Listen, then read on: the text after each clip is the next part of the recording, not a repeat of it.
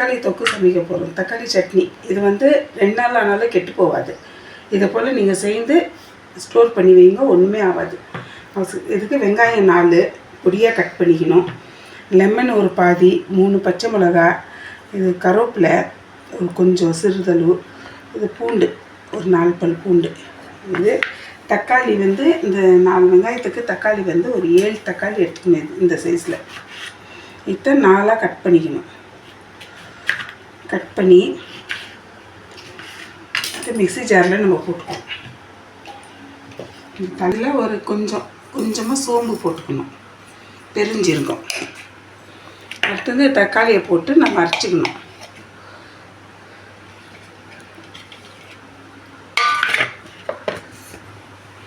இப்போ எண்ணெய் எவ்வளோ கொஞ்சம் 4 டேபிள் ஸ்பூன் எண்ணெய் ஊற்றிக்கணும். எண்ணெய் காஞ்சிருந்தோம்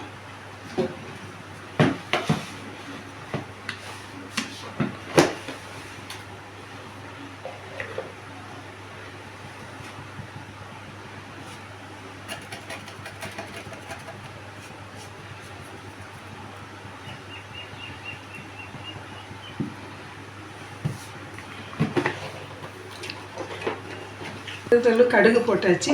கொஞ்சமாக சீரகம் போட்டுக்கணும். சீரகம் வச்சுருந்தோம். இது வெங்காயம் பொடியாக நறுக்கிற வெங்காயம் போட்டுக்கணும். இந்த பூண்டும் அப்படியே சேர்த்து போட்டுக்கலாம். வெள்ளை பூண்டு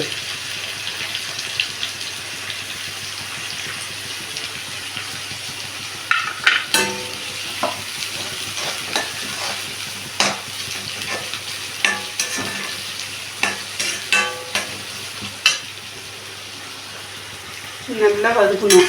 வதக்கிட்டு இந்த தக்காளி அரைச்சிருந்து அதில் விடுவோம். கொஞ்சம் கருவேப்பிலை போட்டுக்கலாம். பச்சை மிளகா கருவேப்பிலை 2யும் போட்டு இது சிம்பிளாக செய்யுது. உங்கள் ஊருங்களுக்கு எடுத்துகிட்டு போகலாம். 2வது வீட்டில் கூட வச்சு சாப்பிட்லாம், எதுவுமே ஆகாது. யூஸ் பண்ணிட்டு சாப்பிடலாம்.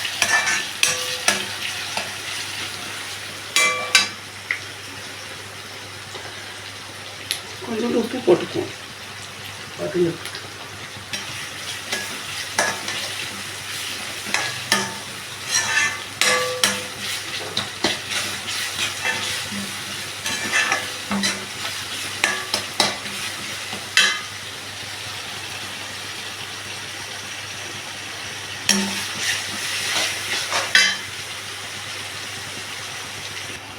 இஞ்சி பூண்டு ஒரு அரை டீஸ்பூன் இஞ்சி பூண்டு போட்டுக்கணும்.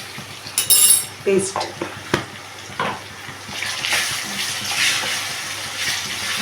ஏன்னா நல்லா வதக்கணும்.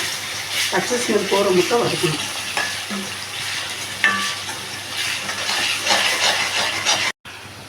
இப்போ வந்து இந்த தக்காளி நம்ம அரைச்சி வச்சது தான் போட்டுக்கணும். வச்சு நல்லா கிண்டி விடணும். அப்படியே நல்லா கிண்டிட்டு இதில் கொஞ்சம் சிறுதளவு தண்ணி இருக்கா ஜாஸ்தி மட்டும். ரொம்ப தண்ணி விடக்கூடாது, சும்மா கொஞ்சம் தண்ணி விடணும்.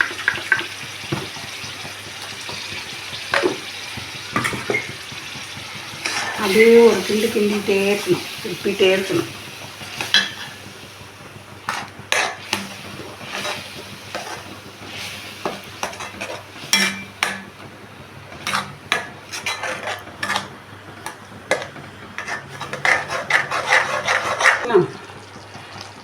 இப்போ நம்ம மசாலைங்க சேர்த்துக்குவோம். ஃபஸ்ட்டு மஞ்சள் பொடி அரை டீஸ்பூனு,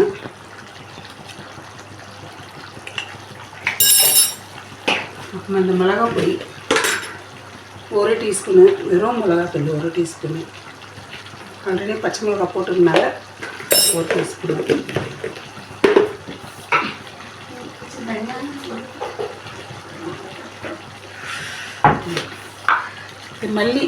மல்லித்தூள் 1 ஸ்பூனு,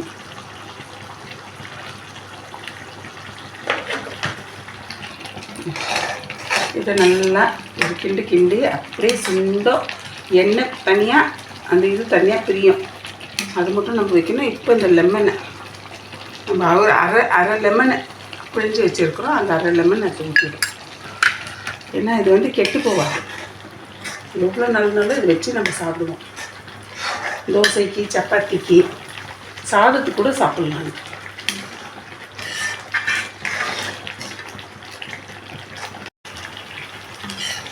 இது போல் எண்ணெய் இப்படி தக்காளியும் தொக்கும் எண்ணெயும் தனியாக பிரியுது பாருங்க.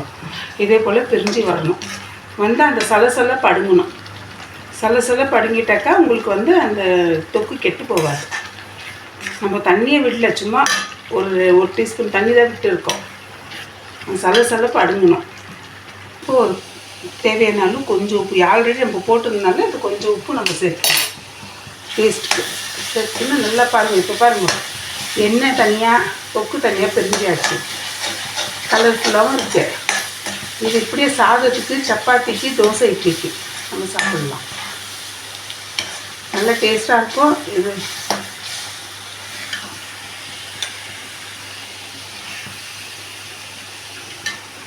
பாருங்கள் ஃப்ரெண்ட்ஸ், தோசை, இட்லி, சப்பாத்தி, சாதம் எல்லாத்துக்கும் நம்ம தயிர் சாதத்துக்கெல்லாம் நல்லாயிருக்கும் இது. இது செய்து நம்ம சாப்பிட்டுட்டு நீங்கள் எங்களுக்கு செய்து சாப்பிட்டுட்டு எங்களுக்கு சொல்லுங்கள்.